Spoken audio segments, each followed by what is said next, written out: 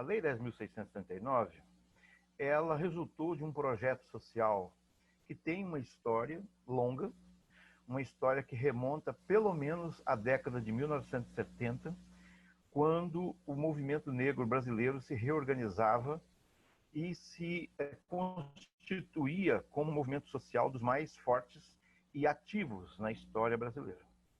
A pauta do movimento negro brasileiro, desde o início do século XX, sempre foi a luta contra o racismo. Mas na década de 70, com, sobretudo, o surgimento do chamado movimento negro unificado, essa pauta ganhou uma força bastante grande com o entendimento do movimento negro que uma das alternativas antirracistas mais efetivas seria a educação antirracista, seria promover a educação antirracista. E dentro da promoção da educação antirracista, o reconhecimento da história africana e afro-brasileira sempre se colocou como um elemento primordial. Então, ainda na semana passada, eu debatia com um grupo de estudantes que frequentam uma disciplina específica sobre o pensamento e a obra de Abdias Nascimento, e eu lembrava a eles que, em 1978, no livro O Genocídio do Negro Brasileiro, Abdias Nascimento já preconizava a necessidade do ensino de história da África, do ensino da história dos afro-brasileiros e da inclusão de línguas africanas no currículo brasileiro. Ele propunha ou a língua Kiswahili, que é uma língua muito falada, né, no continente africano, tanto na África Central quanto na África Oriental, e propunha também o Iorubá.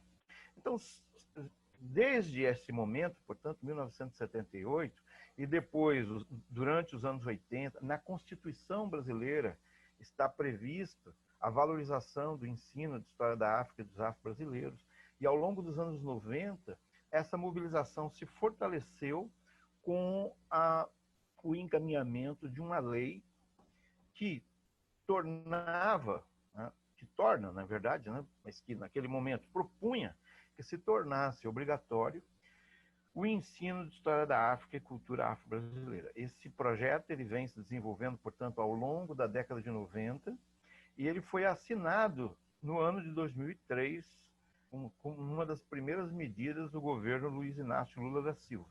Mas eu costumo lembrar que essa lei não é uma benesse nem do governo brasileiro, nem do Estado brasileiro e nem do governo Luiz Inácio Lula da Silva.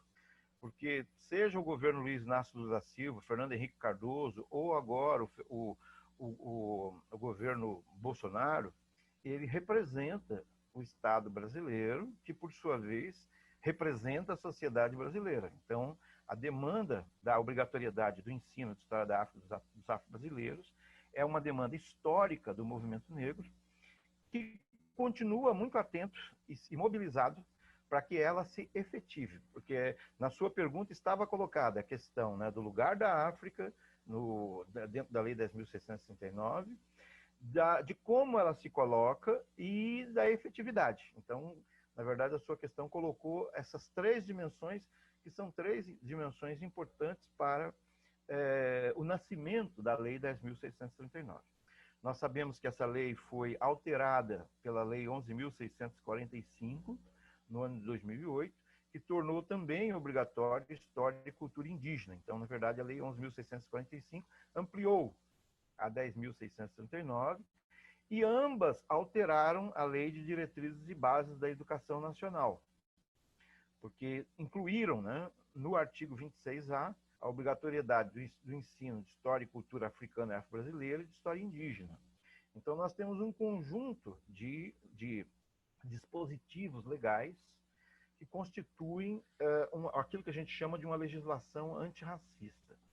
Entretanto, no momento em que a Lei 10.669 tem uma importância particular, porque ela abriu essa legislação, ela deu início, né, a esse processo que foi se ampliando, se consolidando ao longo do século XXI. Então, ela tem um lugar especial, mesmo que ela não tenha mais validade hoje, legal, porque o que tem validade é a Lei 10.000, é o artigo 26A da LDB, que é a lei maior, mas ainda assim nós temos um carinho pela Lei 10.669 e nós temos um reconhecimento da importância dela como divisor de águas para a história de políticas públicas antirracistas.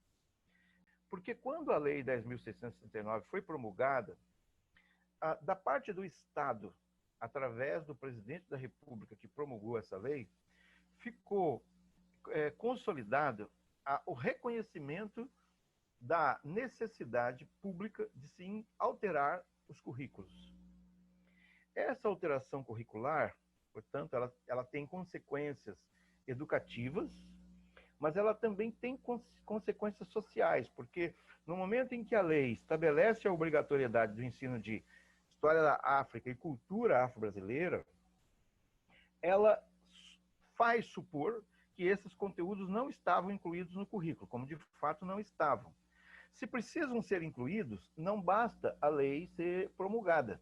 É preciso que se criem condições legais, institucionais e educativas para que essa lei possa vir a ser implementada. Foram necessárias, então, iniciativas educacionais. A mais importante delas ocorreu em 2005, com a promulgação das diretrizes curriculares nacionais para a educação das relações étnico-raciais e o ensino de história e cultura afro-brasileira, africana e afro-brasileira.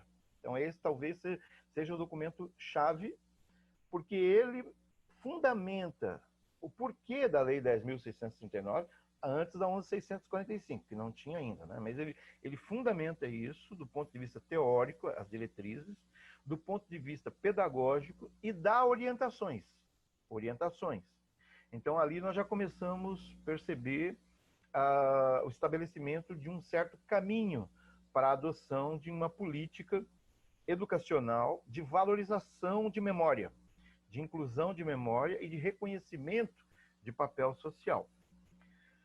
Mas o que eu queria chamar a atenção é que as diretrizes colocam antes do ensino de história africana e afro-brasileira educação das relações étnico-raciais. E o que eu gostaria de refletir contigo, professora, e com as pessoas que nos ouvem e nos veem, é a importância que deve ser dada à educação das relações étnico-raciais antes de se pensar o ensino de África ou de afro-brasileiros. Por quê? Porque quando nós começarmos a falar de ensino de história africana e afro-brasileira, aí a tendência será nós descambarmos para a definição de quais conteúdos ou quais enfoques a serem dados nessa história. Mas, na verdade, a história está sendo compreendida através da legislação antirracista como um conhecimento que possibilita uma percepção de dimensões sociais não reconhecidas ou não consideradas até aquele momento na história brasileira, que era a dimensão da presença negra na história afro-americana, afro-latino-americana e afro-brasileira, e a presença da África na história da humanidade, que, embora todos soubessem que existiram, não tinham centralidade.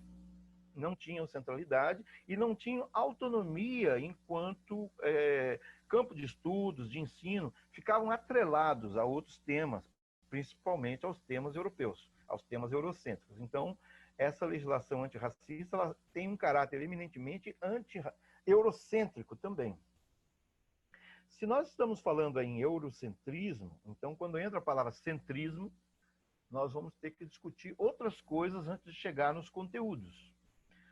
O grande desafio para os professores e para os estudantes e para a sociedade, depois da promulgação dessa lei e dessas legislações, é que se o professor assume o compromisso de realizar uma educação antirracista e assume o compromisso de valorizar a história africana e afro-brasileira, o dilema que aparece sempre é, mas onde colocar essa história? Uma vez que eram conteúdos ou enfoques que não eram valorizados antes. Então, o grande dilema para o professor é onde colocar? O que eu vou tirar para colocar a história da África? O que eu vou tirar do meu programa, do meu plano de ensino, para incluir história afro-brasileira, além da escravidão, que já era um tópico, esse tópico excessivo, né? Era tratado até excessivamente. Então, o grande problema acaba sendo, portanto, que conteúdos selecionar daqui por diante. E por que selecioná-los? Eu acho, professora Carmen, que a questão é outra. Eu acho que a questão não é conteúdo, e a questão não é, não sendo conteúdo, não é nem de história afro-brasileira, nem de história africana. A questão é anterior. A questão, como as diretrizes estabelecem, é a educação das relações étnico-raciais. O que se pretende com o ensino de história afro-brasileira, de cultura afro-brasileira e de história africana e de cultura africana é promover uma educação de relações étnico-raciais. Não quer dizer promover apenas a história africana afro-brasileira. Quer dizer promover a educação das relações étnico-raciais, em que diferentes grupos étnicos e diferentes grupos raciais existentes no Brasil sejam contemplados, inclusive os grupos étnicos de origem africana, que nós designamos pela expressão afro-brasileiros ou afrodescendentes, os grupos indígenas e os grupos de origem europeia. Então, nós teríamos, do ponto de vista étnico, uma diversidade, e teríamos, do ponto de vista racial, uma diversidade também, porque o que acontecia até a promulgação da Lei 10.669 é que a história era uma história do ponto de vista étnico, eurocêntrica, europeia, e do ponto de vista racial, branca. Embora se pretendesse a universalidade, embora se falasse em nome do mundo, na verdade não era o mundo, era o mundo dos brancos. É esse ponto, portanto, da educação das relações étnico-raciais, que nós temos diferentes grupos étnicos de origem europeia, mas também temos diferentes grupos étnicos de origem indígena, do norte ao sul do Brasil, que tem certos pontos comuns e que tem certos pontos diferentes, e que nós temos grupos étnicos ou tradições étnicas de origem africana também diferenciadas.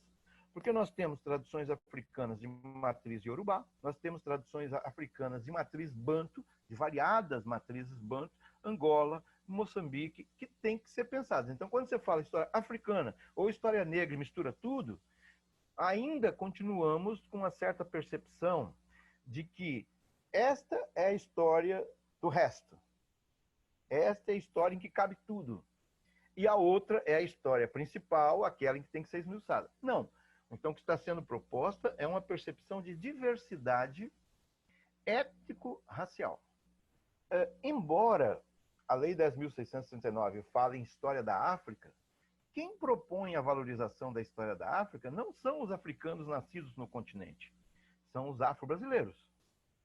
Então, se nós temos que reconhecer a importância da África para a humanidade, a África como berço da humanidade, a África como matriz civilizacional, isso o fazemos a partir do Brasil, no sentido de que todos os brasileiros, e não só as pessoas negras, reconheçam o papel matricial da África para o mundo. E, ao fazê-lo, reconheçam que os descendentes de africanos que estão no Brasil são pessoas que têm um papel na história da humanidade importante, um papel relevante, um papel que merece ser destacado. Estaríamos por esse caminho pensando uma perspectiva de educação de relações étnico-raciais. A última questão a ser colocada é que conteúdos vamos trabalhar, ou que enfoques vamos trabalhar.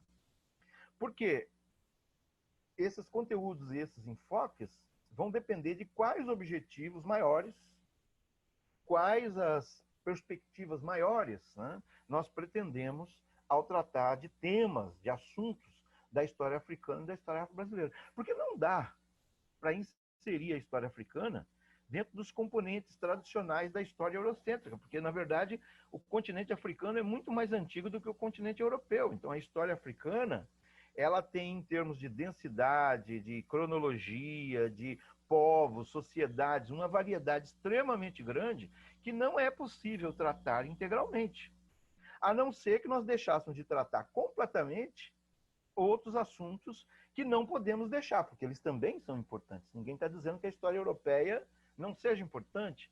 Ninguém está dizendo que a história asiática não seja importante. Ninguém está dizendo que a história brasileira, tal qual ela é colocada, não seja importante. É que essa história brasileira precisa reconhecer que dentro da formação brasileira tem contribuições que não eram reconhecidas até então.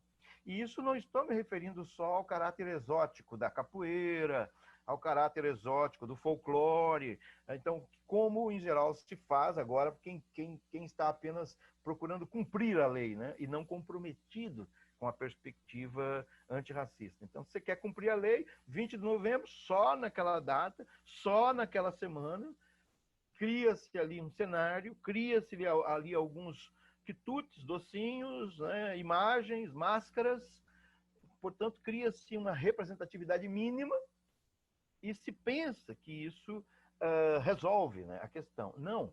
O que a Lei 10.639 e as demais legislações posteriores pedem, porque resulta das pressões e das cobranças dos movimentos sociais, é que haja um reconhecimento da África e, a partir de um certo momento, da matriz indígena como elementos estruturantes da nossa sociedade. Então, esses elementos estruturantes não vão estar apenas neste ou naquele tópico a ser trabalhado, mas ele vai ter que ser pensado de maneira transversal em diferentes disciplinas. E a partir das diferentes perspectivas em que está o conhecimento. Porque você tem, quando você fala que nós temos a língua portuguesa, nós não temos a língua portuguesa.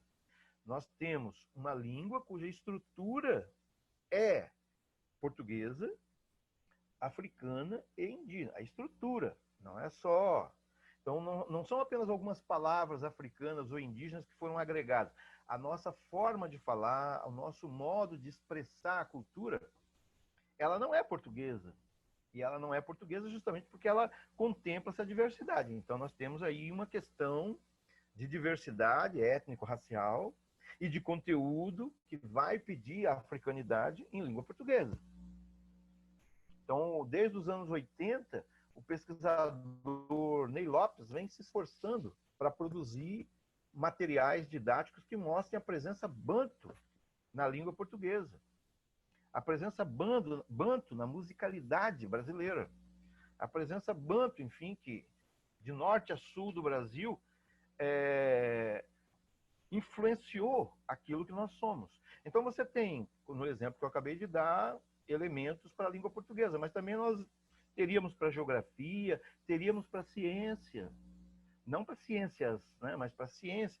Mas que elementos, né, da ciência estão associados com os conhecimentos africanos trazidos para o Brasil? Nós sabemos que mesmo no período do cativeiro, as rotas do tráfico não eram aleatórias. As pessoas africanas que eram trazidas para cá tinham certa preferência pelos conhecimentos que tinham, para extrair ouro, para plantar para criar animais. Então, tem conhecimentos que foram apropriados, né? Então, você teria para geografia, para ciências, para educação física, com toda a questão da corporeidade africana, não só na dança, mas a corporeidade africana, o dado da afetividade, do toque, da interação, que está no brasileiro, está na brasileira também, tudo isso são elementos que estão debatidos nas diretrizes curriculares nacionais.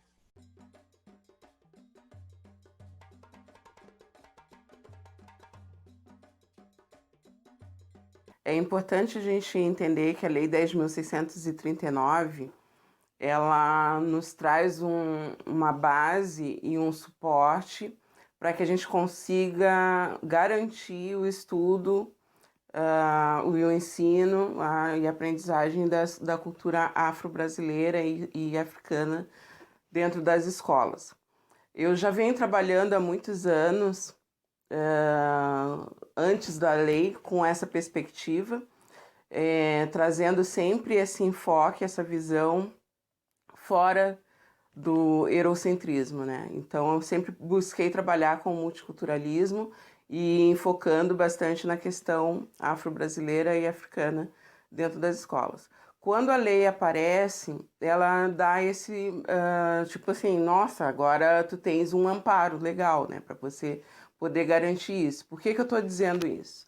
Porque as dificuldades que a gente encontra dentro da escola, ainda com a lei de exercer e de implantar e de conseguir trabalhar com essas questões, elas ainda são muito fortes por causa do preconceito, por causa da ignorância, né?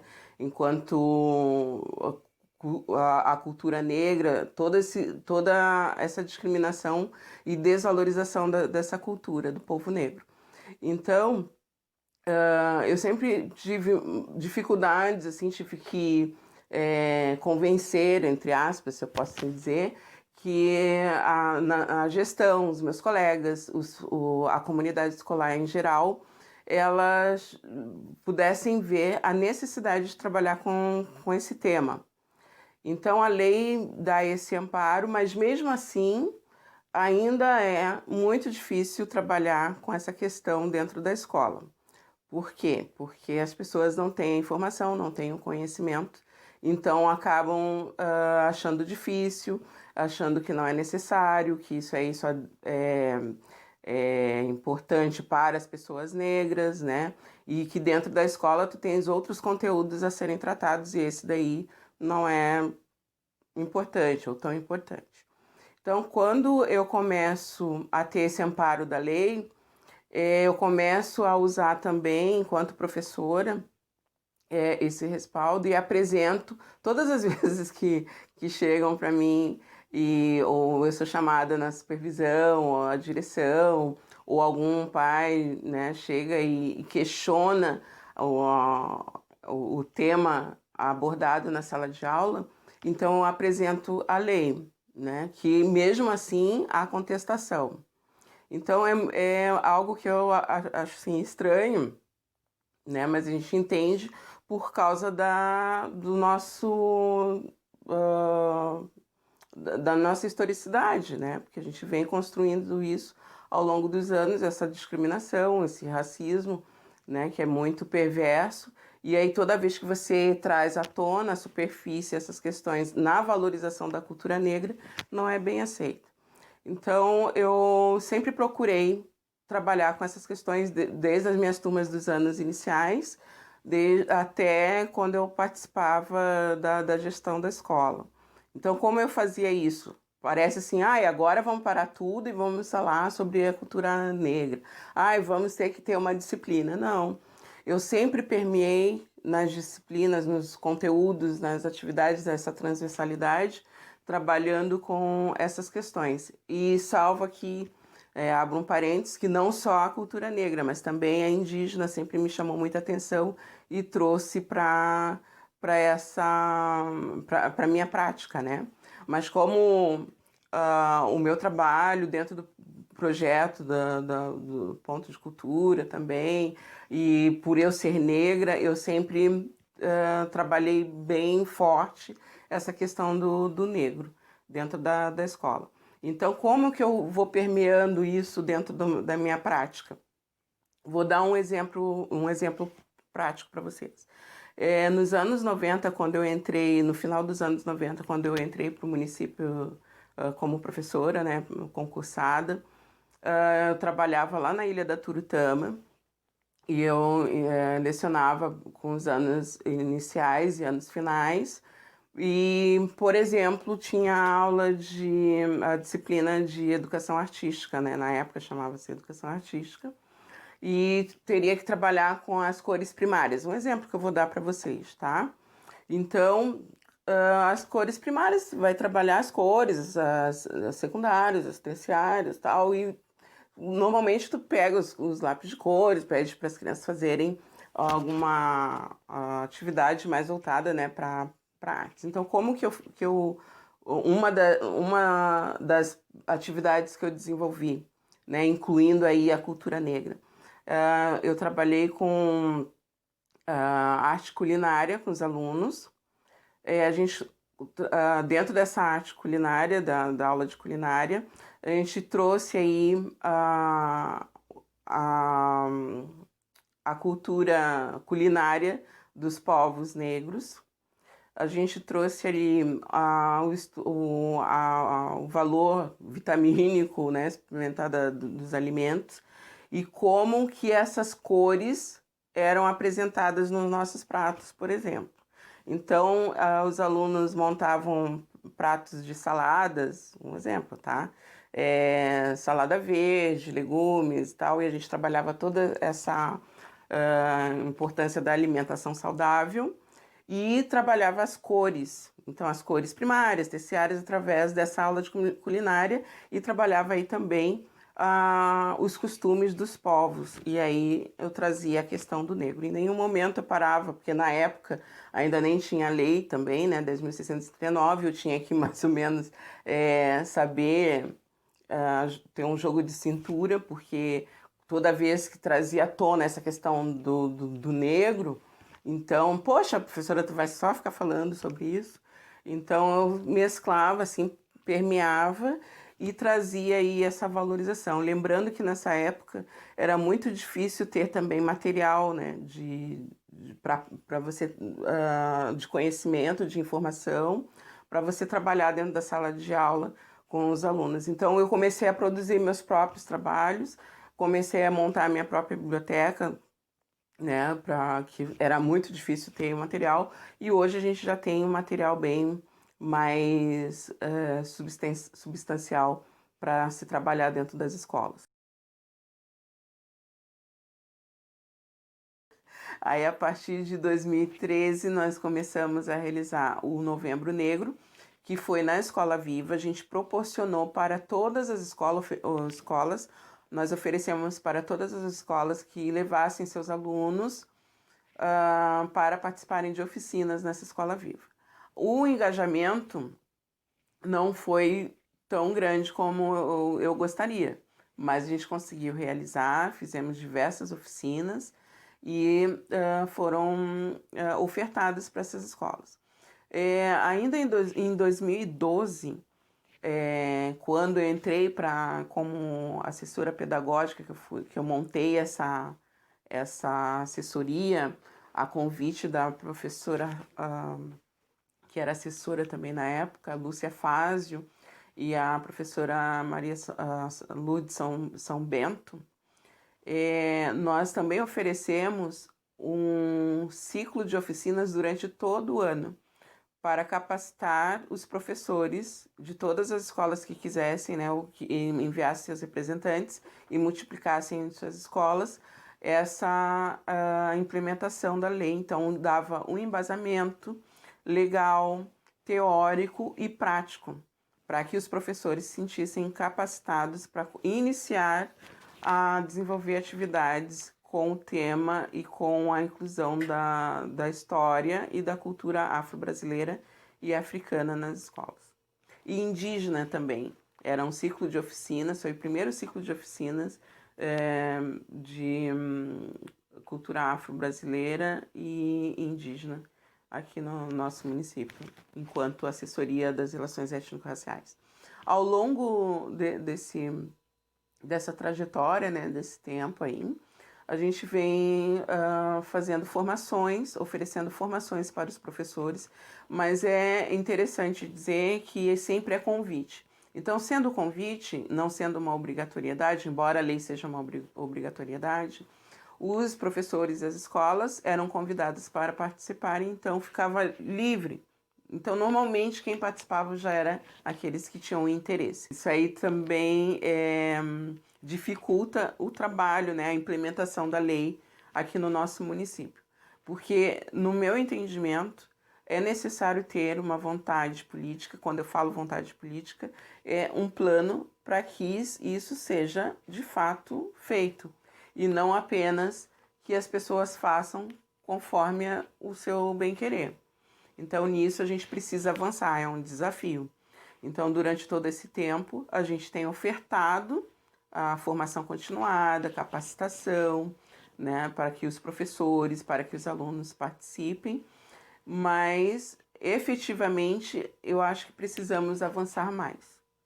Então, todo esse engajamento e o que a gente precisa aí também são de políticas públicas que garantam que essa implementação realmente aconteça, tendo investimentos, tendo pessoas que estejam qualificadas, né, para atuar nessa área, e assim a gente conseguir ir mais adiante. A gente pode dizer assim que, como eu falei um pouquinho antes, é necessário ter uma vontade política, não só uma vontade pessoal. Quando um professor ele tem essa vontade, sente essa necessidade, ele vai buscar por si só. Mas isso não é suficiente. É necessário que toda a escola, que todo o programa, que toda a Secretaria de Educação, que é a prefeitura, que toda a sociedade veja isso como uma necessidade para que a gente possa combater o racismo, para que a gente possa fazer com que os nossos alunos, eles sendo crianças, no seu desenvolvimento, seu processo de crescimento e desenvolvimento, e sendo jovens, eles se tornem adultos saudáveis, né? Então, quando você faz uma atividade que tu achas que contempla, que vai garantir, então é muito comum que a pessoa diga, eu já trabalho com esse tema, porque eu já trabalhei no Dia do Índio, pintei as criancinhas com, né, e botei um cocar nele e falei que ele come milho e ele vive na oca, então eu já trabalhei essa questão.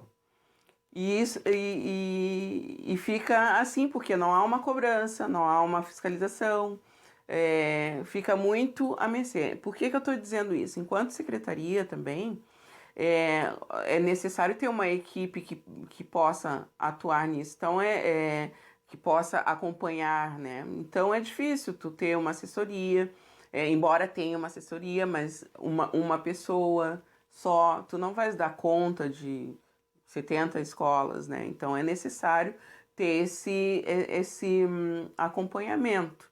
Então, como é lei, as pessoas também acreditam que o papel aceita tudo, então coloca lá no regimento interno que contempla a lei 10.639, que a escola trabalha assim, porque está no regimento da escola, está na filosofia da escola, e acha que isso basta. Então, é claro, ela vai te dizer que ela trabalha sim com a questão afro.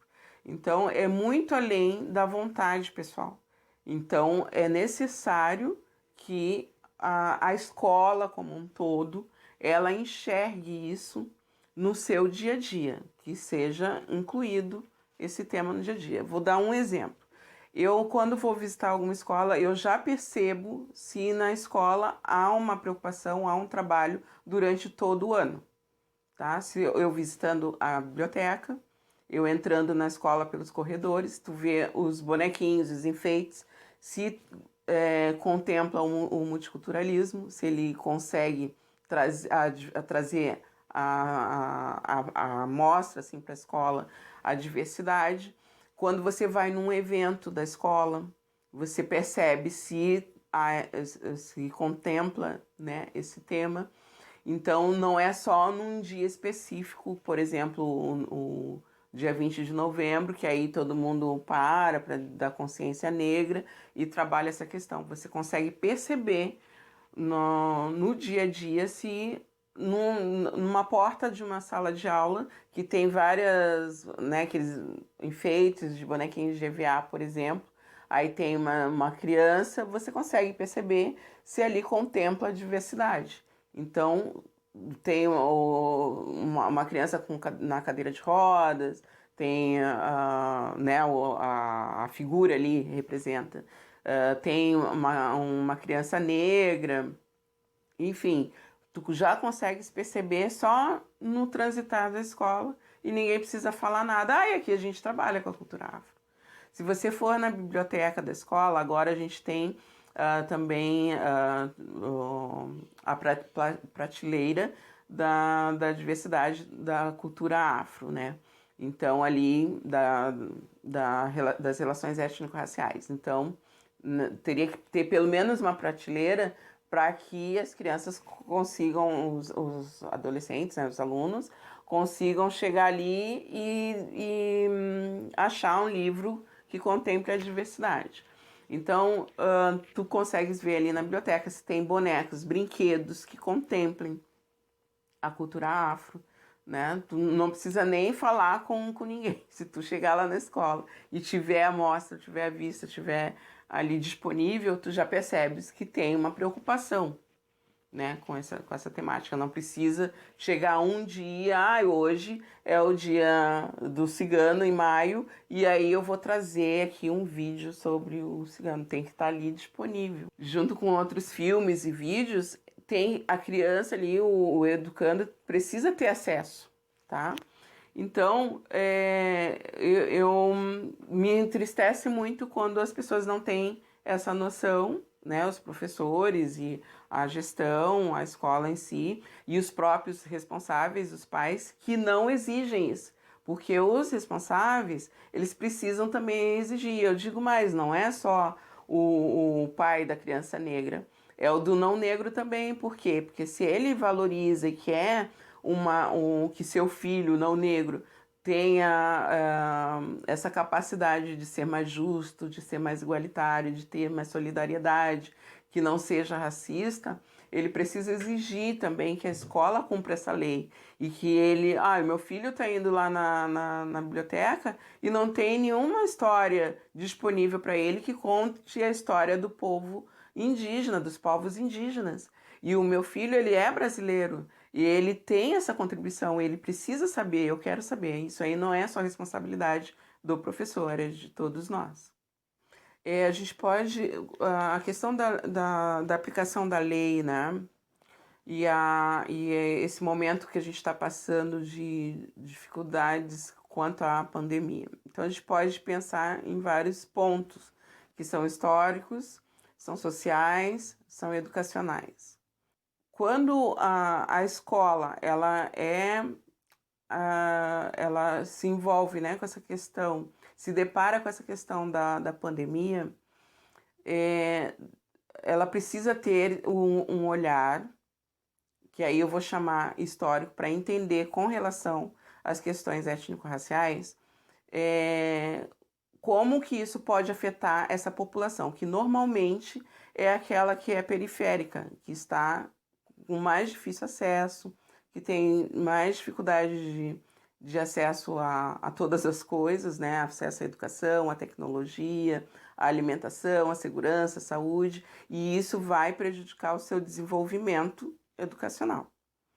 Quando a gente pensa na questão social, de novo, nós vamos ver que essa população negra, né, e aqui em Rio Grande nós temos a população indígena também, elas são diretamente mais afetadas por causa dessa dificuldade de acesso, né, a documentos, a tecnologia, de novo, né, a parte econômica, de trabalho, ela fica desempregada mais rápido se ela está trabalhando, se já não é desempregada. A escola precisa levar isso em conta, porque, por exemplo, nós temos alunos da EJA, e na EJA a gente também precisa trabalhar com as questões étnico-raciais. Só que esse aluno da EJA, se você for ver pela historicidade que a gente tem, né, pelo fator histórico, econômico e social, a população negra, de novo, ela se apresenta aí com um número já maior na EJA, por toda nossa linha histórica, né? Dá para entender isso. O adulto hoje, ele teve que sair o adulto negro, né? Ele teve que sair da escola mais cedo para trabalhar, não terminou seus estudos, então ele vai terminar ou volta a estudar mais tarde. E aí agora na pandemia, de novo, ele enfrenta todas essas situações, porque ele precisa também trabalhar, não tem emprego, ele tem vários filhos, ele tem que cuidar, tem outras responsabilidades, tem toda uma rede familiar que depende dele ou dela, né? Então isso vai impactar na sua educação. Aí como que nós, enquanto professores, enquanto educadores, né, enquanto escola, enquanto secretaria, enfim, vamos olhar universidades, né, todos envolvidos na educação. Como que a gente pode olhar essa questão da pandemia com esse com essa luz em cima da Lei 10.639. A gente precisa olhar essa sociedade e ver quem é que está sendo excluído, quem é que não está conseguindo ser atendido, se essa população menos atendida, né, que não tem acesso, é a população negra de fato, que eu acredito que sim, a população indígena, se é essa que é mais afetada, sim, eu acredito que sim.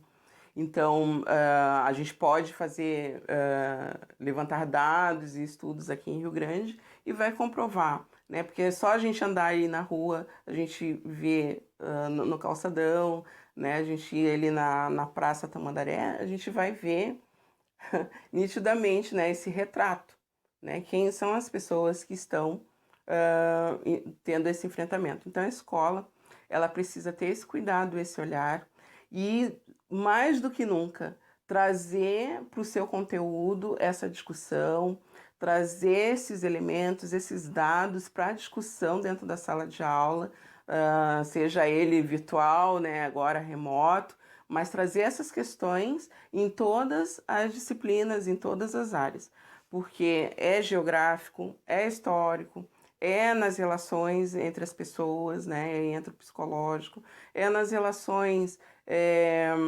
de poder, né, porque vão decidir coisas e aí, conforme for a decisão, o povo étnico, né, menos favorecido, ele vai ficar de fora, vai ser excluído. Então, todos esses elementos precisam ser levantados na escola.